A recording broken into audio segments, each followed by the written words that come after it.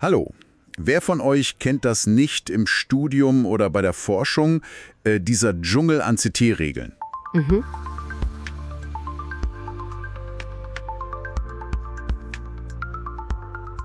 Heute knöpfen wir uns mal einen ganz bestimmten Stil vor.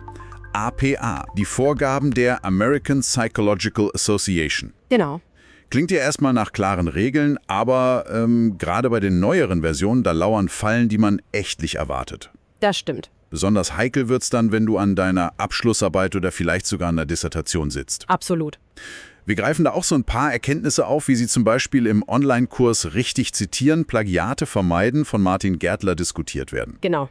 Und unsere heutige Besprechung soll mal beleuchten, wo die Stolpersteine bei diesen neueren APA-Versionen liegen. Ja, Es geht ja nicht nur um Formalitäten, sondern ganz konkret um die wissenschaftliche Qualitätssicherung. Also, Ja. kann jemand deine Arbeit nachvollziehen und überprüfen? wichtig. Und das ist der eigentliche Knackpunkt. Wie passt das eigentlich mit dem deutschen Urheberrecht zusammen? Da gibt es nämlich überraschende Konflikte. Okay, lass uns das mal auseinandernehmen.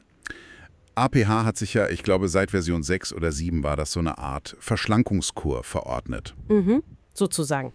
Was bedeutet das denn konkret für dich in der Praxis? Es sind vor allem 4 Punkte, die sich geändert haben. Okay. Erstens, das VGL vor indirekten Zitaten soll wegfallen. Ja. Zweitens, und das finde ich erstmal krass, Seitenzahlen bei indirekten Zitaten gelten als optional, also verzichtbar.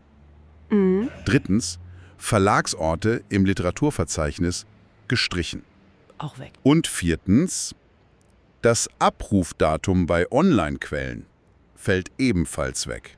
Was hier wirklich interessant ist, der erste Punkt, also das fehlende VGL, das ist vielleicht noch Geschmackssache. Ja gut. Ob das jetzt den Lesefluss stört oder nicht, darüber kann man streiten, ist eher Stil. Aber die anderen 3 Änderungen, die haben es echt in sich. Die berühren den Kern dessen, was wissenschaftliches Arbeiten eigentlich ausmacht. Moment mal, keine Seitenzahlen bei indirekten Zitaten? Das sind doch die allermeisten Zitate in einer Arbeit. Genau. Wie soll denn da jemand nachvollziehen, wo genau ich meine Information herhabe? Gerade in einem langen Buch oder einem Artikel.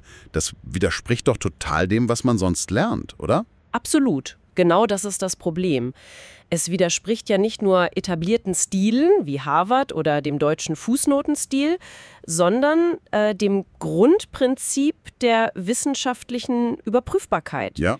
Stell dir mal vor, du liest eine spannende These einer Dissertation, ja?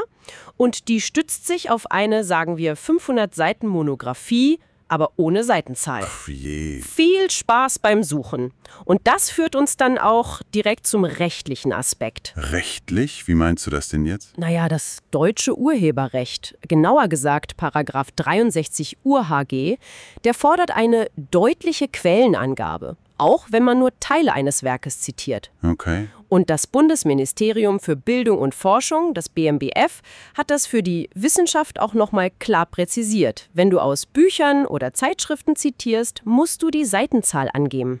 Die APA-Regel, bei indirekten Zitaten darauf verzichten zu können, die steht also im direkten Widerspruch zum deutschen Recht und auch zu den hiesigen Standards guter wissenschaftlicher Praxis.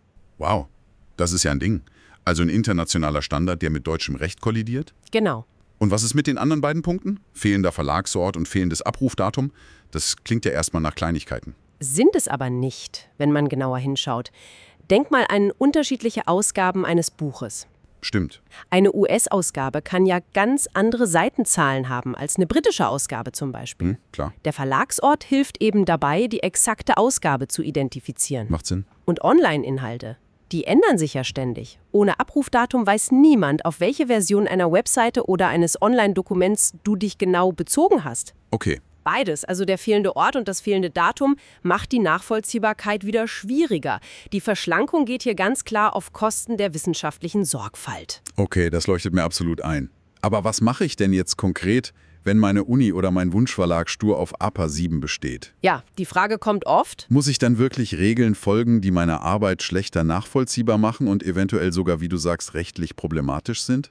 Das kann doch irgendwie nicht sein. Zum Glück gibt es da einen pragmatischen Weg, sozusagen einen Workaround, mit dem du die formalen Vorgaben erfüllen kannst, ohne die wissenschaftliche Qualität zu opfern. Ah, okay. Der Trick liegt oft in der Nutzung von Literaturverwaltungsprogrammen wie Zotero zum Beispiel. Ja, die kennen viele. Wähle dort aber bewusst den Zitierstil APA 6th Edition. Also die ältere Version.